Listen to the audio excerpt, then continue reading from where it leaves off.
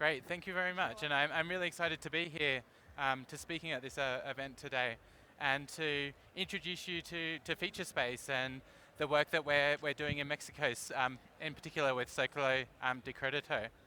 So to tell you a little bit about Featurespace. So I was fortunate enough to be invited to study at the University of Cambridge about 12 years ago to do a PhD in the engineering department.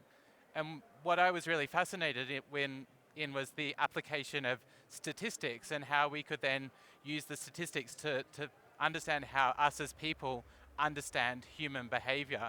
And I'll go through that a little bit more with a video that I'll show you later.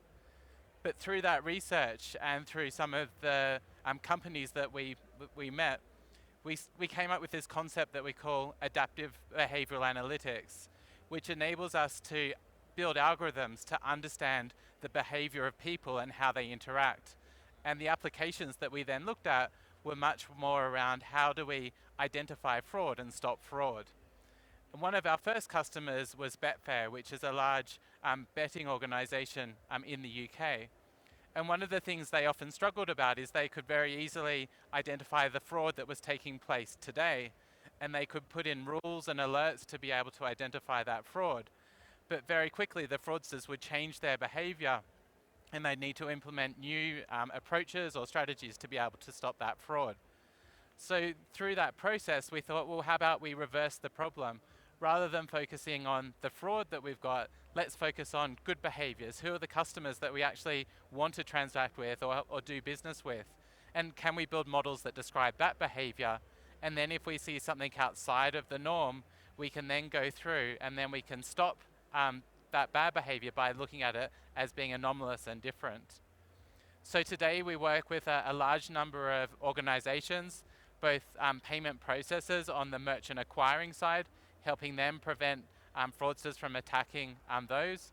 Also with the card issuers and the transactions that they take, and then jointly looking at traditional banking or retail banking, looking right across the entire landscape of customer interaction from the original account opening and application to the transfer of funds between accounts and the payment of bills, and also non-monetary information. So when customers are logging in, changing their address, changing their password, all of those different types of things. So we're really excited to be announcing that we're working with Circulo de Credito to build a brand new application fraud service.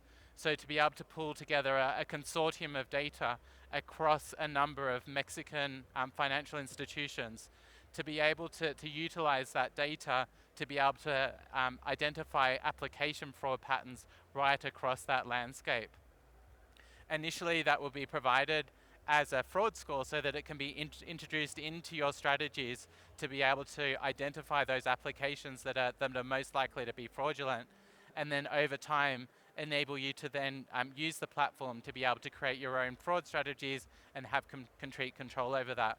So we're really excited from where we started in the UK and now in the US to have some multiple clients here in Mexico and work specifically in the Mexican market. So what do we see today, and why is this a problem? Is that this year there's been just over 700 million data records that have been breached from different organizations.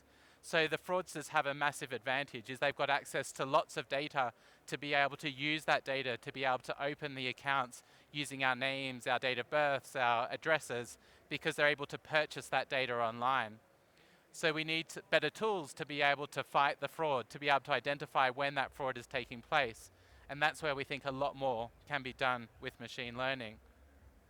And sort of why is this a problem? So I did some research to be able to find some statistics and see why in Mexico this is a particularly important issue to be able to address. So across these different charts is that we can see account creation in terms of where we would create a fraud score there. Also looking at account login, and then payments, and where the rates of fraud are that are happening across the world and also within Latin America. So one of the interesting things here is where we look at the performance in Mexico, it's least performing on that account creation place. So that's where the fraudsters have the biggest opportunity to be able to do that. So comparing the global figure, which is this 2.9% within financial services, it's almost an additional 50% when we look at financial services in Mexico. And then if we go much broader across organizations outside of financial services, so e-commerce or telecoms, the rate of fraud in account creation is huge, up at about 20%, which is one of the highest figures that we've been able to see. So I guess fraud at the application stage then opens up a lot more risk further down the process. So if we then go further and start to look at, like, transactionally, where does fraud also take place? If we compare Latin America to other areas around the world, although there's a general decline in the rates of fraud that are taking place from like up 2016 to 2018, we still see that Latin America is much higher in terms of where that fraud happens. So that's why we think, just scope, so that's why we want to focus on, if we can make the front door much harder to get in and make the account creation process harder, is that we can then also start to stop the losses from a transactional side as they go forward. So how do we go about fighting that? So ultimately, banks and financial institutions and your organizations, they want to be able to fight fraud. And typically that's been done by identifying patterns of fraud and then also looking at similar customers that produce that same amount, that have similar behaviors to that fraudulent activity. But unfortunately, what that also means is we generate lots of false positives. So there are genuine customers that are also declined by that activity. And that is typically done through the creation of rules. So rules can be great because they're very precise and they describe exactly what's going to be happen. But the fraudsters are able to reverse engineer these rules. They're able to create accounts, they see which account creation process is successful, which ones are unsuccessful, and then they continue to adapt their behavior to avoid detection.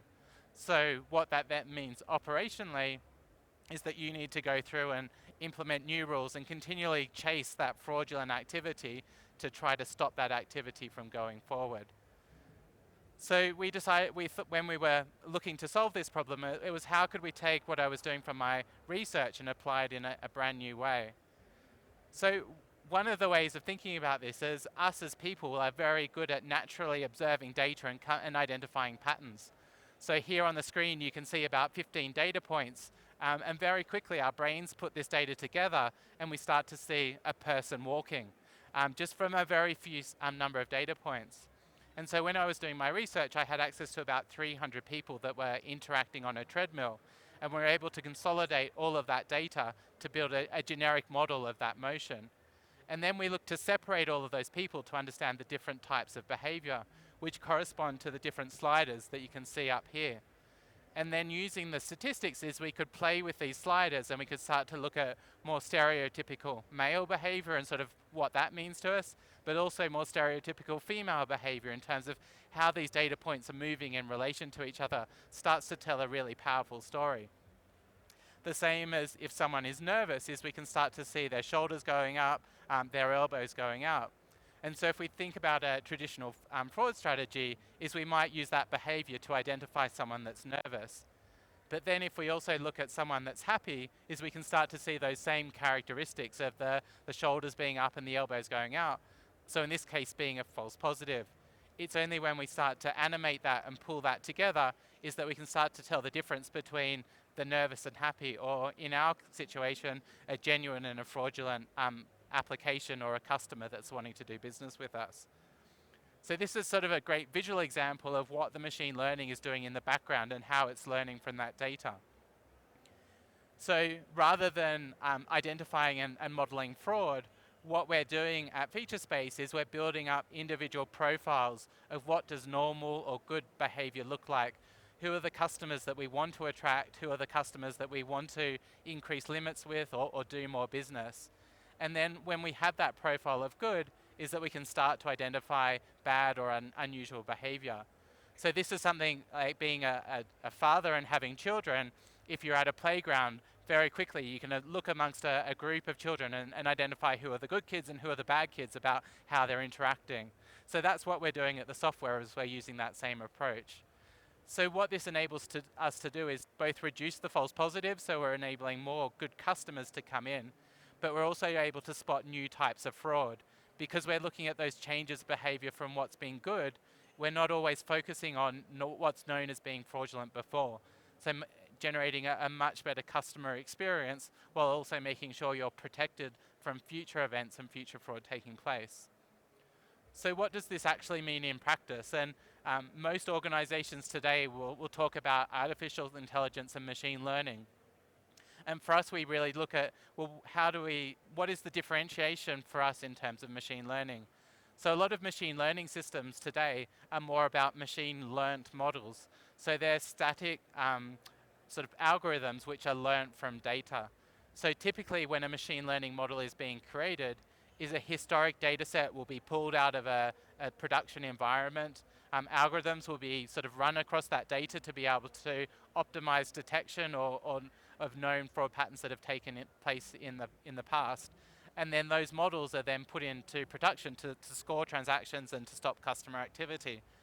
But again, they don't evolve over time. So the fraudsters can also then start to recreate and know when they're being identified.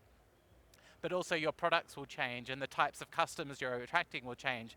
And the models aren't aware of that. They stay very static in terms of what's happening. Instead, what we've implemented at FeatureSpace is a platform that continues to evolve. So we're looking at each of your customers and we're learning their profile of activity. We're looking at the customers that you're acquiring and the sources where they're coming from. And also, most importantly, is we have a feedback loop. So when fraud is identified, that's fed automatically back into the models. So they're constantly updating and refreshing to make sure that they're giving you the best optimal score based on what's going through.